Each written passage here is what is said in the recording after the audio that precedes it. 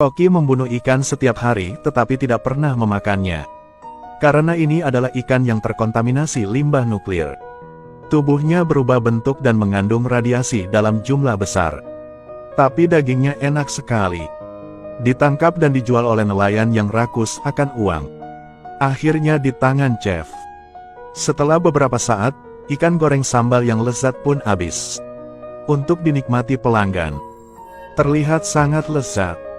Ted melihat ke piring ikan dan mengambil sepotong besar. Makan lebih nikmat dari sebelumnya. Tapi dia tidak tahu radiasi nuklir itu perlahan menembus tubuhnya. Makan lebih banyak dan lebih banyak setiap kali. Gunakan beberapa tulang ikan yang sudah dimakan dan disatukan. Lihat hasilnya setelah perakitan. Bahwa ide itu terlintas di kepalanya. Sengaja mengambil kepala ikan yang paling cacat.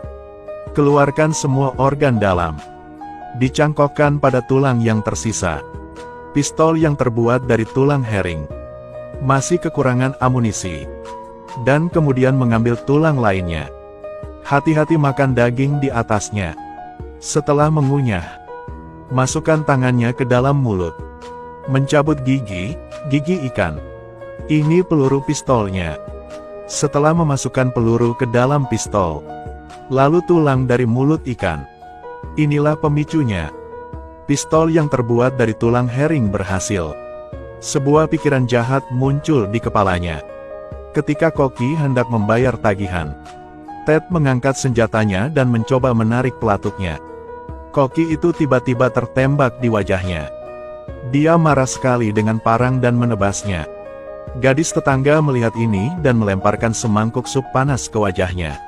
Wajahnya berangsur-angsur berubah bentuk dan matanya tidak bisa melihat apapun. Ted dengan cepat melepaskan tembakan lagi.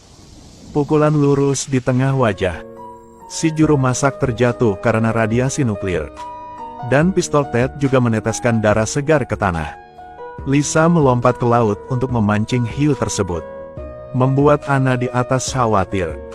Ketika itu mendekati mereka, Lisa memutuskan untuk berenang kembali ke rakit. Anna dengan cepat menarik jebakan itu ke bawah. Akhirnya batu itu jatuh menimpa kepalanya dan mati. Keduanya begitu bahagia berpelukan dan melompat-lompat. Anna tidak percaya temannya begitu berani. Saksikan hiu lain memakan jenisnya sendiri. Mereka menyadari bahayanya belum berakhir. Sekarang ada dua anak lagi yang harus ditangani. Tapi tidak ada lagi batu di tebing itu. Mereka harus mencari cara lain. Pistol ikan mengambang di sana. Dua orang punya ide masing-masing. Menemukan dua batu. Kemudian ambil darah dari lukanya dan oleskan. Lempar ke sisi lain untuk memancing hiu. Bau darah membuat mereka cepat berkumpul. Lisa melompat turun untuk mengambil pistolnya. Ketika dia kembali, salah satunya ditemukan. Jadi itu bergegas ke arahnya. Anna melihat temannya dalam bahaya. Buru-buru menariknya. Anna pun dengan gagah berani langsung terjun ke laut. Pisau menusuk hiu di bawah air. Lisa melihat itu dan bergegas membantu temannya. Digigit hiu di bagian paha. Melakukan serangan balik, menusuk matanya dengan belati dan melarikan diri.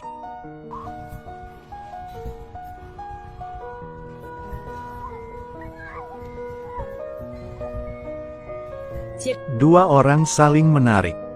Lisa bergegas mengobati luka temannya. Tapi lukanya terlalu parah. Harus segera diobati atau dia akan mati.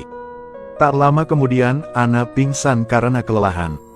Lisa yang marah bersumpah akan membunuh ikan-ikan ini. Dia mengikat tali ke pistol ikan. Ikat lagi ujung lainnya ke rakit. Lalu duduk di tepi rakit. Aduk air untuk menarik mereka datang lagi. Hiu yang terprovokasi langsung menyerang. Lisa memutuskan untuk menembaknya di mulut. Melihatnya tersangkut tali, dia menuangkan bahan bakar ke bawahnya. Lalu gunakan penyembur api untuk membakarnya sampai mati. Melihat hiu itu kesakitan, dia sangat gembira. Namun tak disangka, ada orang lain yang mencoba menyeret Anna ke dalam air. Anna benar-benar belum selesai kali ini, tidak tahu harus berbuat apa. Manfaatkan kesempatan ini untuk melompat ke dalam air. Cepat berenang menuju kapal pesiar. Tunggu sampai hiu mengetahui, dia sudah berada di atas perahu. Itu menabrak dengan keras ke sisi perahu. Lisa ingin menyalakan perahu dan keluar dari sini. Tapi mesinnya rusak. Dia mengangkat radio dan meminta bantuan. Tapi tidak mendapat sinyal apapun. Begitu tak berdaya dia mulai berteriak. Melihat tangki oksigen mendapat ide lagi. Jadi dia memasang tangki oksigen di kakinya. Lalu ikat tali di sekeliling badan toples. Ambil kunci pas dan bersiaplah. Menunggu hiu menyerang lagi. Hiu itu dengan cepat berbalik dan menabrak perahu. Lisa merusak konektor tangki oksigen. Tekanan ekstrim saat itu. Toples itu melesat tepat ke kepala ikan. Bahaya mematikan teratasi. Pada akhirnya, berkat naluri bertahan hidupnya, dia menyingkirkannya.